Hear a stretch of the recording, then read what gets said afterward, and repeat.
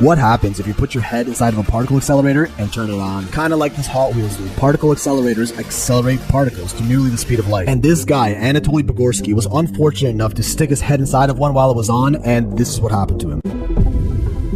Scientists use these giant circular machines, also known as atom smashers, to see how subatomic particles like protons behave while traveling at the speed of light, doing tests like crashing them into each other and other complex science stuff. And yes, I said at the speed of light. Well, almost. They get it up to like 99.99999% the speed of light, because 100% is still impossible at the moment, but hey, we're getting close. They do this by accelerating subatomic particles like protons in a long circular vacuum tube that's colder than space. They start off in a smaller loop where they use electric currents from really strong batteries to get the particles moving fast, and magnets to keep the particles on a stable path as they curve through the loop to be fed back into the batteries and get even faster. This feedback loop gets them fast enough until they're fed into a bigger loop to reach even higher speeds. And they inject a second set of protons here so they can play Ring Around the Rosie with each other and just keep getting faster. They're then fed into the final loop where the two sets of protons are accelerated in opposite directions so they could collide into each other and do science. This right here would be the Large Hadron Collider, the biggest particle accelerator in the world at 27 kilometers in circumference, where the protons travel the entire circular distance more than 11,000 times per second. So yeah, it's fast. The LHC is in Switzerland and contains 1.8 billion kilometers of wires, enough to go the distance of not around Earth, but of Earth's entire orbit around the sun twice, or from the Earth to the sun and back